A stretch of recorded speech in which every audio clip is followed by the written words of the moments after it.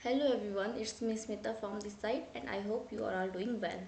सो जैसे कि हम अपनी रिवीजन वीडियोस देख रहे थे फाउंडेशन डिज़ाइन इंजीनियरिंग की, हमने अपने पहले ही कोर्स में अपनी डिटेल्स वीडियोस डिस्कस कर दी थी एंड ये हमारी रिवीजन वीडियोस चल रही थी। तो आज हमारी जो ये वीडियो है ये रहेगी सेकेंड यूनिट की और bearing capacity and settlement of shallow foundation. Bearing capacity क्या होती है एंड सेटलमेंट क्या होता है सैलो फाउंडेशन में। तो आज हम सैलो फाउंडेशन के बारे में देखने वाले हैं, उसकी बियरिंग कैपेसिटी के बारे में देखने वाले हैं एंड उसमें जो सेटलमेंट्स होते हैं उसके बारे में देखने वाले हैं। So let start our revision video. तो फर्स्ट आता है हमारे पास bearing capacity and settlement. Bearing capacity एक एबिलिटी होती है सॉइल की जिससे वो सपोर्ट कर पाए लोड को, जो लोड हमारा फाउंडेशन में आ रहा है विदाउट एनी फेलियर्स। मीन्स जो हमारा सुपर स्ट्रक्चर है उससे जब हमारा लोड फाउंडेशन में आ रहा है तो हमारे फाउंडेशन से जो लोड हमारा फिर सॉइल में ट्रांसफ़र होता है, तो जो हमारी सॉइल है विदाउट एनी फेलियर उस लोड को बेयर कर पाए, इसे ही बोलते हैं बेयरिंग कैपेसिटी ऑफ सॉइल। जो हमारी सॉइल है वो सुपर स्ट्रक्चर के लोड को विदाउट एनी फेलियर बेयर कर पा रही है। इसको हम एक्सप्रेस करते हैं मेनली अल्टीमेट बियरिंग कैपेसिटी, जिसको हम डिनोट करते हैं QU से। अल्टीमेट बियरिंग कैपेसिटी होती है मैक्सिमम लोड जो कि हमारा सॉइल कैरी कर सकती है, उसको हम बोलते हैं अल्टीमेट बियरिंग कैपेसिटी। देन होता है safe bearing capacity. Safe bearing capacity means जो अलाउएबल लोड होता है after applying factor of safety. अगर हम फैक्टर ऑफ सेफ्टी अप्लाई कर रहे हैं उसके बाद जितना लोड हम अप्लाई कर सकते हैं, जितना लोड हम अलाउ कर सकते हैं, उसको बोलते हैं safe bearing capacity. And ultimate bearing capacity वो होती है जो maximum load soil can carry, जो हमारा मैक्सिमम लोड है जो सॉइल हमारी कैरी कर सकती है, वो होता है हमारा ultimate bearing capacity. Types of share failure. Share failure तब होते हैं जब सॉइल हमारी रेजिस्ट नहीं कर पाती है अप्लाइड लोड को। मीन्स अगर हम कोई लोड को अप्लाई कर रहे हैं एंड हमारी सॉइल उस लोड को रेजिस्ट नहीं कर पा रही है एंड वो लोड ज़्यादा हो रहा है एंड हमारी सॉइल में फेलियर्स आ रहे हैं, तो इसको हम बोलते हैं share failures. Share failures generally होते हैं general shear failure, local shear failure and punching share failure. General shear failure जो होता है ये होता है हमारी डेंस और स्टिफ सॉइल में। जैसे कि हमारी वेल डिफाइंड जो फेलियर सरफेस होता है वो डेवलप होता है इसमें फुटिंग से ग्राउंड सरफेस की तरफ को। जो हमारी हमने जो प्रीवियस वीडियोस थी उसमें हमने इनके ग्राफ्स भी देखे थे। जो हमारा जनरल शेयर फेलियर होता है उसमें जो हमारा ग्राफ होता है वो फुटिंग से हमारे ऊपर को ग्राउंड की तरफ को जाता है। फेलियर सरफेस का जो ग्राफ होता है, जो फेलियर होता है जनरल शेयर फेलियर वो सडन होता है without noticeable with noticeable bulging of soil. ये हमारा सडन होता है जनरल शेयर फेलियर, लेकिन इसमें थोड़ा सा नोटिसेबल बल्जिंग ऑफ सॉइल होती है। मीन्स जो हमारी सॉइल होती है उसमें बल्जिंग होती है। जब हमारा जो ये सरफेस होता है फेलियर सरफेस, जब हमारी फुटिंग से हमारे सरफेस की तरफ को जाता है तो हमारी जो सॉइल होती है सरफेस में उसमें थोड़ा सा बल्जिंग होती है, मीन्स वो थोड़ा ऊपर को उठ जाती है। ये हमें हाई बियरिंग कैपेसिटी प्रोवाइड करता है। ये तो था हमारा जनरल शेयर फेलियर। देन आता है हमारा local shear failure. Local shear failure जो होता है वो लूज और सॉफ्ट सॉइल में होता है। जो हमारा फेलियर का सरफेस होता है वो क्लियरली नहीं फाउंड होता है, हमें क्लियरली अपना सरफेस फेलियर का नहीं पता चलता है। इसमें सेटलमेंट ग्रेजुअली होती है एंड नो सडन कॉलेप्स, कोई भी सडन कॉलेप्स नहीं होता है। इसमें बियरिंग कैपेसिटी लोअर होती है compare to general shear failure. Then general shear failure versus local shear failure. General shear failure में जो होता है वो होता है हमारा डेंस सेड में होता है या फिर स्टिफ क्ले में होता है। वेल डिफाइंड फेलियर सरफेस होता है, मीन्स हम फेलियर के सरफेस जो होता है हमारा इसमें वेल डिफाइंड होता है, हम उसको देख सकते हैं। एंड जो हमारा फेलियर का सरफेस होता है वो हमारी नीचे फुटिंग से ग्राउंड की तरफ को रीच करता है, ग्राउंड की तरफ को जाता है। सडन फेलियर होता है with soil bulging. Failure suddenly होता है लेकिन इसमें सॉइल में बल्जिंग होती है। हाई पीक रेजिस्टेंस होता है, क्लियर अल्टीमेट लोड होते हैं। देन हमारा है लोकल शेयर फेलियर। जो हमारा लोकल शेयर फेलियर होता है वो होता है हमारा लूज सैंड या फिर सॉफ्ट क्ले में होता है। इनकम्प्लीट फेलियर सरफेस होता है, मीन्स फेलियर का जो सरफेस है वो हमें क्लियरली दिखता नहीं है। ग्रेजुअल सेटलमेंट होते हैं and no sudden collapse. Settlement gradual होता है एंड सडनली कोई भी कॉलेप्स नहीं होता है एंड लो बियरिंग कैपेसिटी रहती है। नेक्स्ट है modification in local shear failure to account for reduce strength. अब जब हमारे शेयर फेलियर्स होते हैं, इनकी वजह से हमारी फेलियर्स की वजह से हमारी जो स्ट्रेंथ होती है वो रिड्यूस हो जाती है। तो इनमें कुछ मॉडिफिकेशन करे गए हैं, जैसे कि जो कोहेजन होता है, कोहेजन को हम डिनोट करते हैं सी से, लेकिन अगर हम मॉडिफिकेशन देखते हैं तो कोहेजन को हम, जो हमारा कोहेजन सी, जब हमारा शेयर फेलियर आने के बाद जो हमारा सी डिक्रीज हो जाता है, तो हम उस डिक्रीज सी को हम डिनोट करते हैं C dash, and C dash equals to हम लिखते हैं 2/3 ऑफ सी। मीन्स जो हमारा एक्चुअल में सी था, जो हमारा एक्चुअल में कोहेजन था, अब वो रिड्यूस हो चुका है। जो हमारा रियल वाला कोहेजन था अब वो 2/3 हो चुका है। तो जो हमारा न्यू रिड्यूस कोहेजन है उसको हम डिनोट करते हैं सी डैश से, and C dash is equals to होता है 2/3 ऑफ सी। देन नेक्स्ट है फ्रिक्शन एंगल इज रिड्यूस। हमारा फ्रिक्शन का एंगल भी रिड्यूस हो जाता है, उसको हम डिनोट करते हैं tan phi डैश से। tan phi डैश भी हमारा हो जाता है tan phi डैश is equal to 2/3 of tan phi। जो हमारी रिड्यूस वैल्यू होती है इनको हम यूज करते हैं बियरिंग कैपेसिटी इक्वेशंस में। नेक्स्ट आता है हमारे पास Terzaghi bearing capacity equation for strip footing. तो QU या फिर QF लिखो, दोनों एक ही होते हैं, बस कहीं पे हमें ये QU से डिनोट करा होता है, कहीं पर हमें ये QF से डिनोट करा होता है। तो QU इज इक्वल्स टू हो जाता है QU is equals to CNC plus gamma DF NQ plus 0.5 gamma B N gamma. जो हमारा ये वाला टर्म है CNC, ये हमें डिनोट करता है इफेक्ट ऑफ कोहेजन। जो हमारा गामा DF NQ वाला टर्म है वो डिनोट करता है इफेक्ट ऑफ सरचार्ज, एंड जो 0.5 गामा BN गामा वाला टर्म है वो हमारे शो करता है effect of soil weight. Failure zones, different failure zone होते हैं हमारे सॉइल में। तो जो फर्स्ट जोन होता है उसको हम कहते हैं इलास्टिक वेज, क्योंकि वो इलास्टिकली बिहेव करता है। अगर उसमें डिफॉर्मेशन आ रहे हैं तो वो लोड अगर हम अप्लाई कर रहे हैं तो सॉइल में हमारे थोड़ा डिफॉर्मेशन आ जाते हैं। जब हम लोड को दोबारा रिमूव करते हैं तो जो हमारी सॉइल होती है वो दोबारा से अपने इनिशियल पोजीशन में आ जाती है। सेकंड जोन को हम बोलते हैं radial shear zone, and third zone को हम बोलते हैं पैसिव जोन। नेक्स्ट है अजम्पशंस ऑफ तरजागी थ्योरी। जो तरजागी की थ्योरी है उसमें कुछ अजम्पशंस होते हैं। फर्स्ट है जो हमारी सॉइल है वो होमोजीनियस हो एंड आइसोट्रॉपिक हो। सेकंड है फुटिंग जो है हमारी वो सैलो होनी चाहिए एंड स्ट्रिप फुटिंग होनी चाहिए। मीन्स हमारी फुटिंग डीप नहीं होनी चाहिए, सैलो होनी चाहिए, उसकी डेप्थ कम होनी चाहिए और वो स्ट्रिप टाइप की होनी चाहिए। जो हमारा लोड है वो वर्टिकल होना चाहिए एंड कॉन्सेंट्रिक होना चाहिए। मीन्स वो वर्टिकली अप्लाई हो रहा हो और एक सेंटर पॉइंट पर अप्लाई हो रहा हो। जो हमारा ग्राउंड का सरफेस है वो बिल्कुल ही हॉरिजॉन्टल होना चाहिए। बियरिंग कैपेसिटी फैक्टर्स, जो हमारे पास NC NQ एंड गामा होता है वो हमारे बियरिंग कैपेसिटी फैक्टर्स होते हैं, एंड वो डिपेंड करते हैं angle of internal friction phi पे। इनकी वैल्यू इंक्रीज होती है अगर फाई की वैल्यू इंक्रीज होती है। अगर फाई की वैल्यू इंक्रीज होगी तो NC NQ एन गामा की वैल्यू भी इंक्रीज होगी, एंड अगर फाई की वैल्यू रिड्यूस होगी तो NQ NC and N gamma की वैल्यू भी रिड्यूस होगी। स्पेशल केस, अगर हमारे पास जो हमारी सॉइल है वो कोहेजन लेस सॉइल है तो वहाँ पर C हमारा 0 हो जाता। Means in case of sandy soil तो हमारी इक्वेशन हो जाती है QU equals to gamma DF NQ plus 0.5 gamma B N gamma. जो हमारी इनिशियल इक्वेशन होती है वो होती है CNC plus gamma DF into NQ plus 0.5 gamma BN gamma. But अगर हमारा C 0 हो जाता है तो ये फर्स्ट टर्म हमारा 0 हो जाता है, देन हमारे पास सेकंड के 2 टर्म बच जाते हैं। तो स्पेशल केस जहाँ पर हमारे पास कोहेजन लेस सॉइल हो, C हमारा 0 हो, लाइक कि हमारे पास सैंडी सॉइल हो, तो फर्स्ट टर्म हमारा 0 हो जाता है एंड हमारी इक्वेशन में लास्ट के 2 टर्म्स ही बच जाते हैं। देन नेक्स्ट है हैंसन्स या फिर आयस मेथड। ये एक मॉडिफाइड फॉर्म है तरजागी इक्वेशन का। जो हमारे पास पहले तरजागी इक्वेशन थी उसमें कुछ मॉडिफिकेशंस करे गए थे, देन हमें हैंसन्स ने या फिर आयस मेथड हमें मिला था। इसमें हम इंक्लूड करते हैं शेप को, डेप्थ को, इंक्लिनेशन फैक्टर को। इनकी shape, depth and inclination factor को इंक्लूड करने की वजह से ही जो ये हमारा मेथड होता है ये मोर एक्यूरेट हो जाता है फॉर डिफरेंट फुटिंग कंडीशंस के लिए। Effect of water table, water table का क्या इफेक्ट पड़ता है हमारी फुटिंग पे? अगर वाटर टेबल राइज होती है तो इफेक्टिव स्ट्रेस डिक्रीज हो जाता है, जो हमारी शियर स्ट्रेंथ होती है वो रिड्यूस हो जाती है, बियरिंग कैपेसिटी भी हमारी डिक्रीज हो जाती है। मैक्सिमम रिडक्शन तब होता है हमारा जब हमारी जो वाटर टेबल होती है वो ग्राउंड लेवल पे पहुंच जाती है। अगर हमारी वाटर टेबल ग्राउंड लेवल पे पहुंच जाएगी तो मैक्सिमम रिडक्शन तभी होगा हमारी स्ट्रेंथ में या फिर कैपेसिटी में।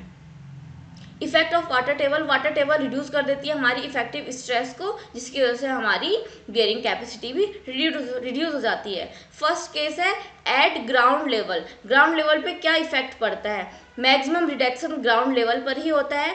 एट एंटायर जो सॉइल होती है हमारी सबमर्ज हो जाती है। जब हमारा जो वाटर टेबल है जब हमारे ग्राउंड लेवल तक पहुंच जाएगी तो मतलब हमारी जो पूरी सॉइल है वो अब सबमर्ज हो चुकी है, हमारी पूरी सॉइल वाटर में सबमर्ज हो चुकी है, तो यहाँ पर मैक्सिमम रिडक्शन रहता है।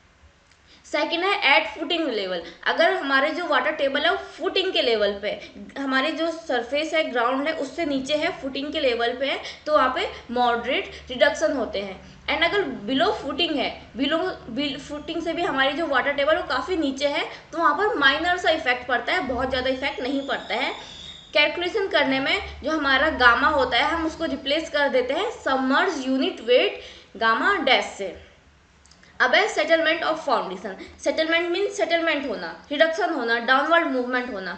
तो जो हमारा सेटलमेंट होता है वो हमारा डाउनवर्ड मूवमेंट होता है फाउंडेशन का ड्यू टू लोड। जब हम लोड अप्लाई कर रहे हैं अपने फाउंडेशन पे तो हमारी फाउंडेशन में इस लोड की वजह से कुछ डाउनवर्ड को मूवमेंट हो रहा है, इसी मूवमेंट को हम बोलते हैं सेटलमेंट ऑफ फाउंडेशन।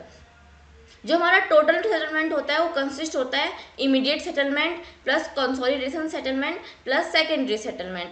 इन तीनों ही सेटलमेंट को हम सम करके अपना टोटल सेटलमेंट निकालते हैं।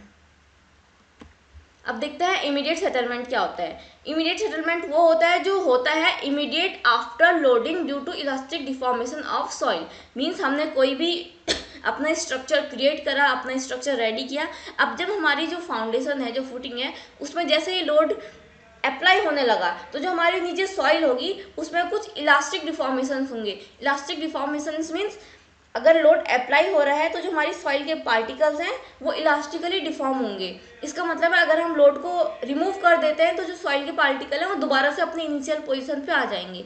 हम दोबारा से अगर लोड अप्लाई कर देंगे तो दोबारा सॉइल के पार्टिकल हैं वो इलास्टिकली डिफॉर्म हो जाएंगे। एंड हम दोबारा से अगर जो हमने लोड लगाया हुआ है इसको दोबारा रिमूव करते हैं तो दोबारा सॉइल के पार्टिकल अपनी इनिशियल पोजिशन पर आ जाएंगे। ये होता है हमारा इलास्टिक डिफॉर्मेशन। तो इमीडिएट सेटलमेंट तब होती है इमीडिएटली आफ्टर लोडिंग के बाद होता है। जैसे ही हमने लोड लगाया उसमें डायरेक्ट उसी टाइम पर इमीडिएट सेटलमेंट होने लग जाता है due to elastic deformation of soil particles.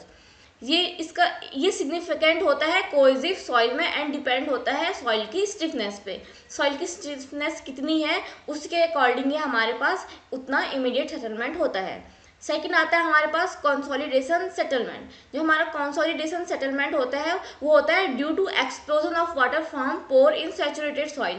Means जो हमारी सॉइल होती है उसमें पोर्स होते हैं एंड पोर्स में हमारी सॉइल्स में वाटर भरा होता है। तो कुछ टाइम बाद जो पोर्स होते हैं उनमें जो वाटर भरा होता है ये हमारी फुटिंग है। अब यहाँ पर हमने ऊपर से इसमें लोड अप्लाई करा है और नीचे जो हमारी सॉइल है उसमें जो पोर्स हैं, पोर्स में जो वाटर भरा है कुछ टाइम के साथ धीरे धीरे वो वाटर एक्सप्लोजन होना स्टार्ट हो जाता है, वो वाटर बाहर निकलने लग जाता है पोर्स से। जब हमारे पोर्स से वाटर बाहर निकल जाएगा तो सॉइल के बीच में पोर्स जो हैं अब वहाँ पे वाइड्स बन जाएंगे, क्योंकि पहले तो उनमें वाटर भरा हुआ था, अब उनमें वाइड हो गया क्योंकि पानी निकल चुका है। जब वहाँ पर वाइड हो जाएगा तो हमारे जो सॉइल के पार्टिकल हैं वो मूवमेंट करने लगेंगे, तो उस मूवमेंट की वजह से जो सेटलमेंट होगा वो होता है हमारा कंसोलिडेशन सेटलमेंट।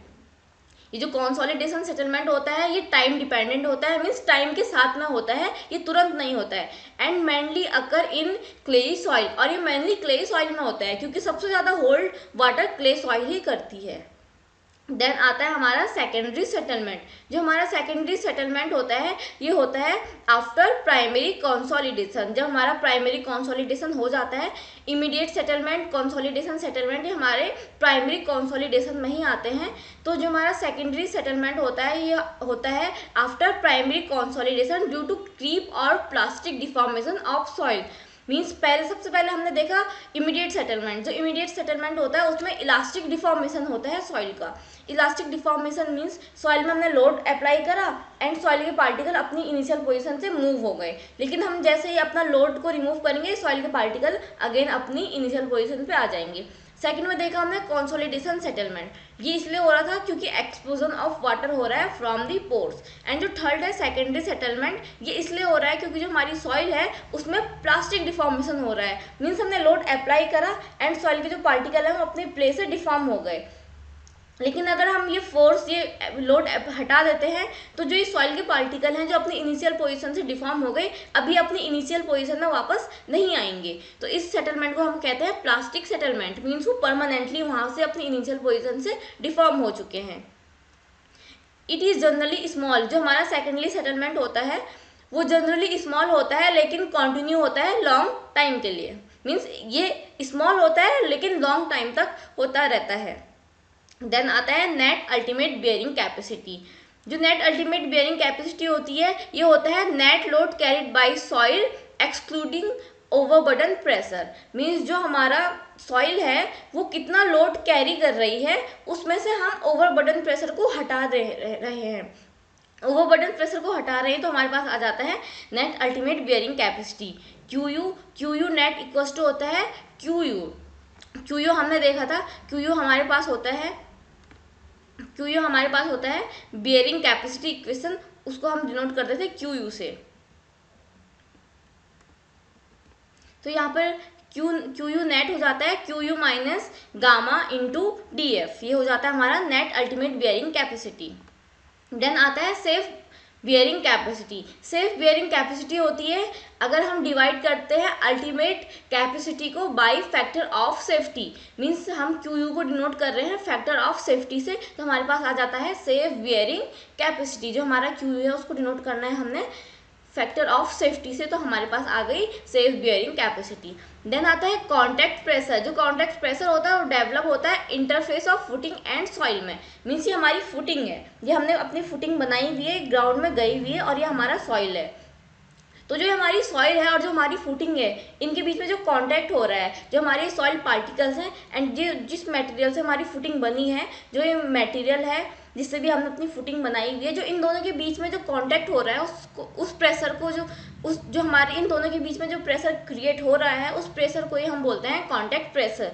ये डिपेंड करता है सॉइल के टाइप पे एंड रिजिडिटी ऑफ फुटिंग पे। मीन्स हमारी सॉइल का कौन सा टाइप है एंड जो हमने फुटिंग बनाई हुई है उसकी रिजिडिटी क्या है, कांटेक्ट प्रेशर उस पर ही डिपेंड करता है। देन नेक्स्ट आता है pressure distribution. Rigid footing and flexible footing. जो रिजिड फुटिंग होती है उसमें नियरली यूनिफॉर्म प्रेशर होता है। मीन्स अगर हमारी फुटिंग रिजिड है तो उसमें जो प्रेशर होगा वो यूनिफॉर्मली ही डिस्ट्रीब्यूट होगा। लेकिन जो हमारी फ्लेक्सिबल फुटिंग होगी उसमें नॉन यूनिफॉर्म पैराबोलिक डिस्ट्रीब्यूशन होगा। नॉन यूनिफॉर्म पैराबोलिक शेप में हमारा प्रेशर का डिस्ट्रीब्यूशन रहेगा। देन नेक्स्ट आता है राफ्ट फाउंडेशन। राफ्ट फाउंडेशन जो होती है वो कवर करती है एक लार्ज एरिया को एंड सपोर्ट करती है मल्टीपल कॉलम्स को। हमने राफ्ट फाउंडेशन देखी थी अपने डिटेल्स वीडियोस में, कैसी होती है, हमारे पास एक स्लैब होती है, उसमें बहुत सारी फाउंडेशंस लगी होती है एक साथ में, उसको हम बोलते हैं राफ्ट फाउंडेशन। ये हमें हेल्प करती है रिड्यूस करने में कॉन्टैक्ट प्रेशर को, एंड राफ्ट फाउंडेशन को वहाँ हम यूज करते हैं जहाँ पर हमारी सॉइल वीक होती है। देन आता है डिस्ट्रीब्यूशन बिलो फुटिंग। फुटिंग के नीचे का डिस्ट्रीब्यूशन। अगर हमारी फुटिंग रिजिड है, अगर जो हमारी फुटिंग है वो रिजिड है तो उसके नीचे जो सेटलमेंट होगा वो यूनिफॉर्म ही रहेगा एंड प्रेशर जो रहेगा वो भी यूनिफॉर्म ही रहेगा, नियरली यूनिफॉर्म रहेगा। लेकिन हमारी जो फ्लेक्सिबल फुटिंग है उसके नीचे का जो सेटलमेंट रहेगा वो अनइक्वल सेटलमेंट रहेगा एंड जो प्रेशर रहेगा वो भी नॉन यूनिफॉर्म पैराबोलिक रहेगा। Under raft foundation. Raft foundation के नीचे क्या होगा, राफ्ट फाउंडेशन जो होती है वो कवर करती है एक लार्ज एरिया को, वहाँ पर प्रेशर जो होता है वो मोर यूनिफॉर्म रहता है, रिजिड फुटिंग से भी ज़्यादा यूनिफॉर्म होता है राफ्ट फाउंडेशन में जो हमारा प्रेशर होता है। एंड राफ्ट फाउंडेशन को हम यूज़ करते हैं वीक सॉइल्स में। कुछ न्यूमेरिकल्स हैं, अगर हमारे पास न्यूमेरिकल्स आते हैं तो हमें स्टेप बाय स्टेप सॉल्व करने होते हैं। जैसे हमें फर्स्ट में निकालना होता है bearing capacity equation, then calculate करना होता है ultimate capacity Q U, apply करना होता है हमें factor of safety, and then safe bearing capacity find करनी होती है। कुछ हम फॉर्मूलेज देख लेते हैं दोबारा से। अल्टीमेट बियरिंग कैपेसिटी या फिर Terzaghi equation, Q U is equals to C N C plus gamma D F N Q plus 0.5 gamma B N gamma. जो सी है यहाँ पर वो हमारा होता है कोइजन। जो हमारे पास गामा है वो है हमारे पास यूनिट वेट ऑफ सॉइल। जो डी एफ है हमारे पास वो है डेप्थ ऑफ फुटिंग, जो हमारी फुटिंग है उसकी कितनी डेप्थ है। और जो बी है हमारे पास वो है विड्थ ऑफ फुटिंग, जो हमारी फुटिंग है उसकी विड्थ कितनी है। एंड जो हमारे पास N C N Q and N gamma होता है, N C N Q and N gamma है हमारे पास बियरिंग कैपेसिटी फैक्टर। ये हमने पहले भी देखा था, अगर हमारे पास कोइजन लेस सॉइल होती है मीन्स सैंड है हमारे पास, तो वहाँ पर हमारा सी जीरो हो जाता है, तो जो हमारा फर्स्ट टर्म है वो पूरा ही जीरो हो जाता है। तो हमारे पास फॉर्मूले में हमारी इक्वेशन में बच जाता है Q U equals to gamma D F N Q plus 0.5 gamma B N gamma. Then आता है net ultimate bearing capacity, Q U net. Net ultimate bearing capacity में हम करते हैं ओवरबर्डन प्रेशर को हटा देते हैं, रिमूव करते हैं, तो क्यू नेट हो जाता है Q net equals to Q U minus gamma into D F. Then आता है सेफ बियरिंग कैपेसिटी, इसको हम ग्रॉस बियरिंग कैपेसिटी भी बोलते हैं। सेफ बियरिंग कैपेसिटी होती है क्यू यू को डिवाइड करते हैं हम, मीन्स हम अल्टीमेट बियरिंग कैपेसिटी को डिवाइड करते हैं फैक्टर ऑफ सेफ्टी से, तो हमारा निकल जाता है सेफ बियरिंग कैपेसिटी। देन हमारे पास आता है net safe bearing capacity, Q safe net ये होता है हमारे पास Q U minus gamma D F, जो कि हम यहाँ पर कर रहे थे Q U minus gamma D F and divided by factor of safety, divided by factor of safety, तो हमारे पास आ जाता है Q safe bearing capacity. Then water table correction, अगर हमारी जो वाटर टेबल है वो नियर फुटिंग है, जो हमारी फुटिंग है उसके पास में है वाटर टेबल, तो हम गामा को गामा डैश से रिप्लेस करते हैं। अभी तक जो हम ये गामा यूज़ कर रहे थे यहाँ पे, अभी तक हम यहाँ पे जो ये गामा यूज़ कर रहे थे, ये गामा यूज़ कर रहे थे। देन अगर हमारी जो वाटर टेबल है वो नियर फुटिंग है तो हम गामा की जगह देन गामा डैश यूज़ करते हैं। एंड गामा डैश निकालने के लिए हमें करना होता है gamma saturated minus gamma W. जो गामा डैश होता है वो होता है सबमर्ज यूनिट वेट। देन आता है लोकल शेयर फेलियर मॉडिफिकेशन, जो हमारे शेयर फेलियर मॉडिफिकेशन होते हैं। लोकल शेयर फेलियर मॉडिफिकेशन करने के लिए हमने आगे भी देखा था, सी डैश की जगह हम सी डैश को हम सी को हम रिप्लेस कर देते हैं सी डैश से, and C dash equals to हो जाता है 2/3 सी। 10 फाइव को हम रिप्लेस कर देते हैं 10 फाइव डैश से, and 10 five dash equals to हो जाता है 2/3 10 फाइव। जो C dash and five dash है बियरिंग कैपेसिटी इक्वेशन में यूज होते हैं। देन है फैक्टर ऑफ सेफ्टी, जो फैक्टर ऑफ सेफ्टी उसकी यूजुअली जो वैल्यू होती है वो 2.5 to 3 के बीच में होती है। एक बार क्विक रिविजन कर लेते हैं, Q U equals to C N C plus gamma D F into N Q plus 0.5 gamma B N gamma. Q U अगर नेट निकालना है तो नेट निकालने के लिए क्यू यू में से हम ओवरबर्डन प्रेशर डिलीट कर देते हैं, Q U minus gamma D F. And for Q safe के लिए Q U upon F O S factor of safety, Q U divided by factor of safety. हमने पहले भी ये न्यूमेरिकल सॉल्व करे थे, एक बार इनको शॉर्ट में देख लेते हैं। हमारे पास गिवन है जो हमारी फाउंडेशन है वो सैंड में है, एंड यहाँ पर गिवन है जो हमारी फाउंडेशन है वो सैंड है। सैंड है तो हमारे पास यहाँ पर सी हो जाएगा डायरेक्टली 0। एंड जो हमारी जो फाउंडेशन है वो 5 मीटर वाइड है, 5 मीटर वाइड है, एंड जो डेप्थ है उसकी है 1.5 मीटर डेप्थ। जो डेप्थ है हमारे पास है वो है 1.5 मीटर की। एंड हमें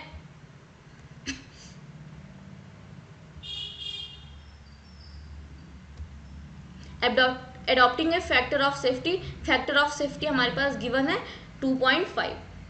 फैक्टर ऑफ सेफ्टी 2.5 है। जो हमारे पास ब्रेथ है वो हमें गिवन है 5 मीटर की, जो हमारे पास डेप्थ है वो है 1.5 मीटर की, डीएफ है हमारे पास डेप्थ 1.5 मीटर की, फैक्टर ऑफ सेफ्टी है हमारे पास 2.5। And what will be safe bearing capacity, हमें निकालनी है safe bearing capacity of unit weight of sand. Unit weight of sand gamma है हमारे पास 1.9 ग्राम पर सीसी, तो 1.9 ग्राम पर सीसी को हम जब कन्वर्ट करेंगे किलो न्यूटन पर मीटर क्यूब में, तो हम इसको डिवाइड कर देंगे 10 से, तो गामा हमारे पास आ जाएगा फिर 19 किलो न्यूटन पर मीटर क्यूब।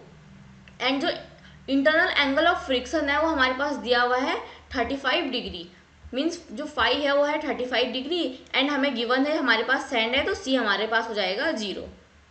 देन हमें N C N Q and N gamma की वैल्यूज दी हुई है। अब हमें निकालना है सेफ बियरिंग कैपेसिटी। तो सेफ बियरिंग कैपेसिटी निकालने से पहले हमें निकालनी पड़ेगी net bearing capacity, and net bearing capacity निकालने से पहले हमें निकालनी पड़ेगी अल्टीमेट बियरिंग कैपेसिटी। तो सबसे पहले देखते हैं ultimate bearing capacity. Ultimate bearing capacity का जो फॉर्मूला है हमारे पास है, हमें पता है सी हमारा 0 हो गया, तो क्यू यू या फिर क्यू एफ इक्वल्स टू हो जाएगा हमारे पास gamma D F N Q plus 0.4 gamma B N gamma.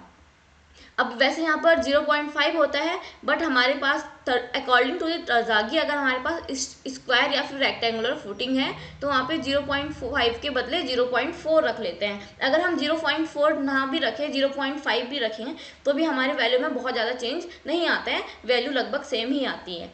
तो यहाँ पर देखते हैं गामा की वैल्यू हमारे पास थी 19, गामा की जगह हमने 19 रखा, इंटू डी एफ, डेप्थ थी हमारे पास 1.5, डी एफ की जगह रखा 1.5 इंटू एन क्यू की वैल्यू हमें गिवन है 44, एन क्यू की जगह हमने रखा 44 प्लस 0.4 की जगह 0.4 रखा, दोबारा से गामा की वैल्यू है 19, देन बी, ब्रेथ है हमारे पास 5 मीटर की, तो बी की जगह रखा 5, एंड लास्ट में है एन गामा की जगह रख दिया 42। तो हमारे पास क्यू यू या फिर Q F ultimate bearing capacity आ गई 2850 किलो न्यूटन पर मीटर स्क्वायर। ये हमारे पास हो गई ultimate bearing capacity.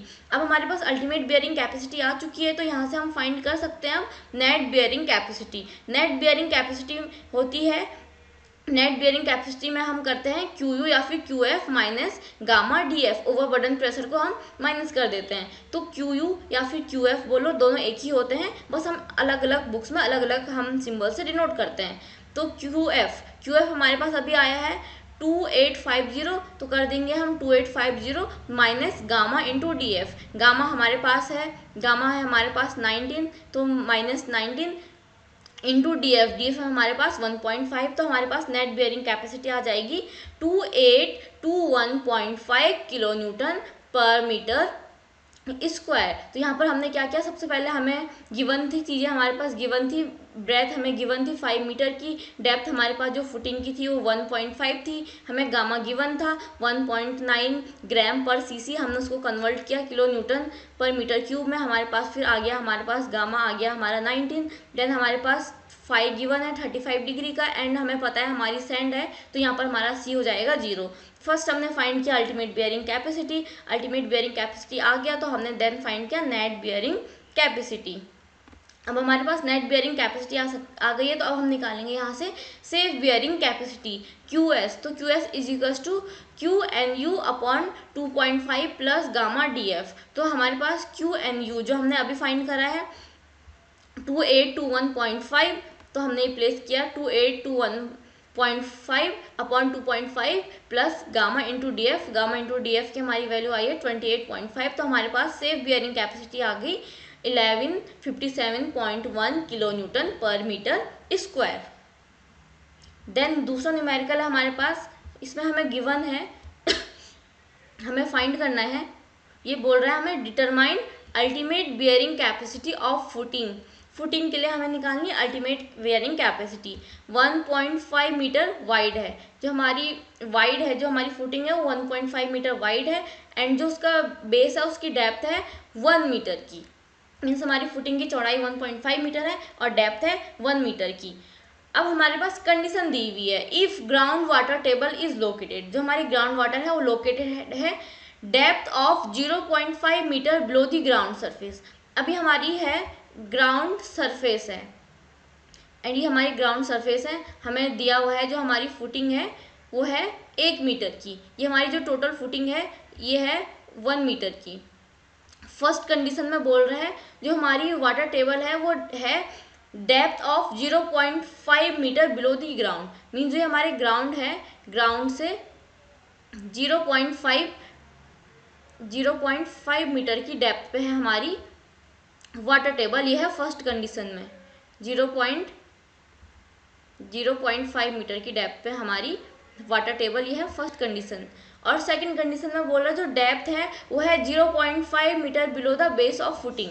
Second condition में जो हमारी फुटिंग है इससे इसका जो बेस है इससे 0.5 मीटर की डेप्थ पे है हमारी वाटर टेबल, यहाँ से भी यहाँ से भी 0.5 मीटर की डेप्थ पे है। तो हमारे पास एक कंडीशंस गिवन है, दो कंडीशन गिवन है। फर्स्ट में है जो हमारी वाटर टेबल है वो हमारे ग्राउंड से जो हमारा सरफेस है वहाँ से 0.5 मीटर की डेप्थ पे। एट सेकंड पे है हमारी जो फाउंडेशन है उसके बेस से 0.5 मीटर की डेप्थ पे है। गामा सैचुरेटेड हमें गिवन है 20 किलो न्यूटन पर मीटर क्यूब का। गामा डी हमें गिवन है डेप्थ, गामा डी हमें गिवन है 17 किलो न्यूटन पर मीटर क्यूब। 5 हमें गिवन है 38, सी हमें गिवन है 0, मीन्स फर्स्ट टर्म भी यहाँ पर 0 हो जाएगा। एन क्यू हमें गिवन है 60 एंड एन गामा हमें गिवन है 75। तो हमारी सैंड है तो हमारा सी हो जाएगा 0। तो क्यू एफ में हमारे पास लास्ट के दो टर्म बच जाएंगे हमारे पास gamma D F into N Q plus यहाँ पर 0.5 लिखो या 1/2 लिखो, दोनों सेम ही है, 1/2 गामा बी एन गामा। तो लेकिन हमारे पास जो कंडीशन है, जो वाटर टेबल है वो हमारी रिड्यूस कर देती है इफेक्टिव यूनिट वेट, मीन्स जो हमारी वाटर टेबल है उसकी वजह से हमारा गामा रिड्यूस हो जाता है। तो हम यहाँ पर अप्लाई करेंगे इफेक्टिव स्ट्रेस को for gamma D F N Q. जो ये वाला टर्म है हमारा gamma D F N Q, इसके लिए हम यहाँ पर अप्लाई करेंगे इफेक्टिव स्ट्रेस का टर्म। एंड जो गामा बी एन गामा है, गामा बी एन गामा, इसके लिए हम यूज़ करेंगे करेक्शन फैक्टर आर डब्ल्यू को। तो हमारे पास जो ब्रेथ है वो गिवन है 1.5 मीटर की, डेप्थ है हमारी फुटिंग की 1 मीटर की, गामा डी हमें गिवन है 17 किलो न्यूटन पर मीटर क्यूब का, गामा सैचुरेटेड भी गिवन है हमारे पास 20 किलो न्यूटन पर मीटर क्यूब का। अब गामा डैश निकालना है। गामा डैश निकालने के लिए हम करते हैं gamma dash equals to gamma saturated minus gamma W. Gamma saturated हमारे पास गिवन है 20 minus gamma W. Gamma W होता है यूनिट वेट ऑफ वाटर, वो हमेशा कांस्टेंट रहता है 9.81। तो हम कर देंगे 20 माइनस 9.81, तो हमारे पास हो जाएगा 10.19 गामा डैश की वैल्यू हो जाएगी 10.19। देन है एन क्यू है 60, एन गामा है 75 एंड सी हमारे पास गिवन है 0। ये है हमारे पास सारे ही गिवन टर्म्स जो हमें गिवन दिए हुए हैं, हमें निकालना है। अब हमें देखनी है जो हमारे पास फर्स्ट कंडीशन दी हुई है। फर्स्ट कंडीशन में हमें दी हुई है जो हमारी वाटर टेबल है वो हमारी जो सरफेस है उससे 0.5 मीटर की डेप्थ है, बिलो दी हमारी जो सरफेस है उससे 0.5 मीटर नीचे है। तो देखते हैं फर्स्ट केस के लिए। केस 1 है जहाँ पर वाटर टेबल है हमारी 0.5 metre below the ground, means ये हमारी जो वाटर टेबल है वो है एबव फुटिंग है। ये हमारी जो फुटिंग है इससे ऊपर है, 0.5 मीटर बिलो द ग्राउंड है। एंड जो हमारा फुटिंग का बेस है वो है 1 मीटर की डेप्थ पे। तो जो हमारी वाटर टेबल है वो 0.5 मीटर है, मतलब हाफ सॉइल एबव है and water table and half below water table. Means जो हमारी वाटर टेबल है वो यहाँ पर है तो आधी हमारी एबव सॉइल है एंड आधी हमारी बिलो दी सॉइल है। तो फर्स्ट स्टेप में हम करते हैं इफेक्टिव सरचार्ज सिग्मा। यहाँ पर हम सिग्मा यूज़ करते हैं इफेक्टिव सरचार्ज, क्योंकि वाटर टेबल की वजह से जो हमारा गामा होता है वो रिड्यूस हो जाता है, तो हम गामा की जगह अब यहाँ पर सिग्मा यूज़ करते हैं। तो हम स्प्लिट कर देते हैं अपनी डेप्थ को 2 पार्ट्स में। हम अपनी डेप्थ को 2 पार्ट्स में स्प्लिट कर देते हैं। एक है एबव वाटर टेबल एंड एक है बिलो वाटर टेबल। जो हमारी एबव वाटर टेबल है वहाँ पर हम यूज़ करते हैं गामा डी को, एंड जो हमारी बिलो वाटर टेबल की डेप्थ है उसको हम गामा डैश से डिनोट करते हैं। तो sigma equals to 0.5 into 17 plus 0.5 into 10.19, 0.5 into 17, क्योंकि जो हमारी डेप्थ है DF है वो हमारी DF है हमारे पास 0.5 DF into gamma D plus DF into gamma dash. तो ये हमारे पास सिग्मा आ जाता है। हमारे पास सिग्मा की वैल्यू आ गई 13.595 किलो न्यूटन पर मीटर स्क्वायर। ये हमारे पास आ गई सिग्मा की वैल्यू। अब हम करते हैं अप्लाई वाटर करेक्शन। सिंस जो वाटर टेबल है वो क्लोज है तो सॉइल जो बिलो फुटिंग है वो वीक होगी। जो हमारी सॉइल होगी बिलो फुटिंग वो वीक होगी, तो वहाँ पर हम RW का यूज़ करते हैं। तो RW इक्वल्स टू 0.5। देन हम निकालते हैं अल्टीमेट बियरिंग कैपेसिटी QF। अब हमने यहाँ पर जो हमारा गामा था, गामा की जगह पे हम यूज़ कर रहे हैं सिग्मा को, और सिग्मा को फाइंड करने के लिए हमारे पास फॉर्मूला होता है डेप्थ, जो कि हमारे पास 0.5 depth into gamma D means gamma D into D F plus gamma D into gamma dash. तो हमारे पास जो सिग्मा आ गया, सिग्मा की वैल्यू यहाँ पर रख देंगे 13.595 into N Q. N Q हमें गिवन है 60 इंटू 60 प्लस यहाँ पर हम 0.5 रखें या 1/2 रखें, सेम ही है, तो 1/2 इंटू बी। बी हमारे पास है 1.5, गामा सैचुरेटेड हमें गिवन था 20, देन एन गामा हमें गिवन था 75 एंड आर डब्ल्यू है हमारा 0.5। आर डब्ल्यू हमने 0.5 ले लिया, तो यहाँ से हमारे पास क्यू एफ या फिर क्यू यू कुछ भी बोल सकते हैं हम, वो आ जाता है 1378.2 किलो न्यूटन पर मीटर स्क्वायर। इसमें हमने सबसे पहले करा केस 1 को लिया, तो जो हमने हमारी सॉइल थी उसको 2 पार्ट्स में डिवाइड कर दिया। जो एवव वाटर टेबल वाला पार्ट था उसको हमने डिनोट करा गामा डी से, एंड जो बिलो वाटर टेबल वाला था उसको हमने गामा डैश से डिनोट करा। गामा डी हमें गिवन था 17, तो गामा डैश हमें निकालना था। गामा डैश निकालने हमने पहले ही फाइंड कर दिया था अपना गामा डैश, जो हमारे पास आया था 10.19। देन हमने जो ये गामा वाला टर्म होता है यहाँ पर, तो यहाँ पर गामा वाला टर्म होता है उसको हमने सिग्मा से रिप्लेस कर दिया। सिग्मा से रिप्लेस कर दिया तो सिग्मा निकालने के लिए सिग्मा इक्वल्स टू होता है depth into gamma D plus जो हमारे पास डी एफ है डेप्थ इंटू गामा डेप्थ। तो हमारे पास सिग्मा आ गया था 13.595 किलो न्यूटन पर मीटर स्क्वायर। देन हमने बाकी की वैल्यू रखी एंड जो सेकंड टर्म था वहाँ पर हमने आर डब्ल्यू पुट कर दिया था। तो हमारे पास आ गई ultimate bearing capacity 1378.2 kilo newton पर मीटर स्क्वायर। देन है केस 2, जहाँ पर है water table 0.5 metre below footing base. जो हमारी वाटर टेबल है वो हमारे फुटिंग के बेस से 0.5 मीटर नीचे है, सेकंड ये वाला केस। तो जो हमारी वाटर टेबल है वो बिलो फुटिंग है, तो इसका जो इफेक्ट होगा वो काफ़ी कम होगा। तो जो डेप्थ है वो है हमारी 0.5 मीटर, जेड हमारा है 0.5 मीटर। करेक्शन फैक्टर इसमें आर डब्ल्यू हो जाएगा, R W equals to 0.5 into 1 plus Z upon B. Z है हमारा 0.5, तो यहाँ पर 0.5 पुट करेंगे तो आर डब्ल्यू हमारे पास आ जाएगा यहाँ पर 0.667। अब है average unit weight. Average unit weight निकालना है तो गामा एवरेज हो जाएगा gamma saturated plus gamma D को हम ऐड कर देंगे एंड डिवाइड बाई 2 कर देंगे, उन दोनों का एवरेज निकाल देंगे। तो गामा डी हमारे पास है 17, गामा सैचुरेटेड है हमारे पास 20 एंड इन दोनों को डिवाइड कर देंगे 2 से, तो गामा एवरेज हमारे पास आ जाएगा 18.5। Then ultimate bearing capacity, ultimate bearing capacity Q F equals to हो जाएगा। इससे पहले हमने यहाँ पर सिग्मा यूज़ करा था, अभी हम यहाँ पर गामा ही यूज़ कर रहे हैं। Gamma D into D F into N Q. Gamma D है 17 इंटू डी एफ, डेप्थ है हमारी फुटिंग की 1 इंटू एन क्यू गिवन है हमारे पास 16 प्लस 1/2 रखा। बी ब्रेथ है हमारे पास 1.5 इंटू गामा एवरेज जो कि हमारे पास अभी निकला है 18.5। देन एन गामा, इसकी वैल्यू हमारे पास गिवन है 75 एंड आर डब्ल्यू जो कि हमने यहाँ पर फाइंड करा है आर डब्ल्यू 0.667। तो हमारे पास अल्टीमेट बेयरिंग कैपेसिटी निकल जाती है 1714 किलो न्यूटन पर मीटर स्क्वायर। ये निकल गई हमारी अल्टीमेट बियरिंग कैपेसिटी। इसमें हमें पता था जो हमारी जेड है, जो डेप्थ है हमारी वाटर टेबल की, वाटर टेबल है हमारी 0.5 मीटर बिलो दी फुटिंग, तो जेड हमारे पास था यहाँ पर 0.5, तो जेड 0.5 था। तो हमने यहाँ पे करेक्शन फैक्टर आर डब्ल्यू का फॉर्मूला होता है R W equals to 0.5 into 1 plus Z upon B. हमने यहाँ पर जेड की वैल्यू रखी तो हमारे पास आर डब्ल्यू आ गया था 0.667। देन हमने गामा का एवरेज निकाला, gamma D and gamma saturated दोनों का एवरेज निकाला। देन यहाँ पर निकाला हमने ultimate bearing capacity. Next question है हमारे पास एक रेक्टेंगुलर फुटिंग है जिसका साइज है 2.5 मीटर बाई 4 मीटर, जिसको हमने कंस्ट्रक्ट करा है डेप्थ पे 1.8 metre depth below the ground. Size हमारे पास है 2.5 मीटर इंटू 4 एंड जो डेप्थ है वो है 1.8 मीटर की।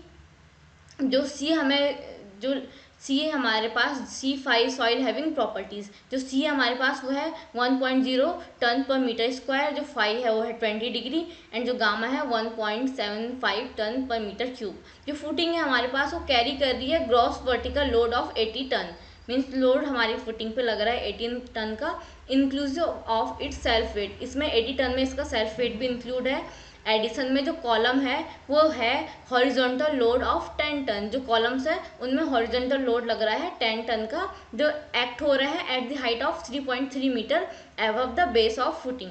हमें डिटरमाइन करनी है factor of safety of footing against shear failure. तो लेंथ है हमारे पास 4 मीटर की, ब्रेथ है हमारे पास 2.5 मीटर की, डीएफ हमारे पास डेप्थ दी हुई है 1.8 मीटर की, एंड जो हमारे पास एच है जो हॉरिजॉन्टल फोर्स लग रहा है हमारे पास हॉरिजॉन्टल लोड वो लग रहा है 10 टन का, जो वर्टिकल लग रहा है वो लग रहा है 80 टन का, एंड जिस हाइट पे ये लग रहे हैं वो हाइट है 3.3 मीटर की हाइट पे ये लग रहे हैं। तो हमें निकालना है यहाँ पर factor of safety of footing against shear failure.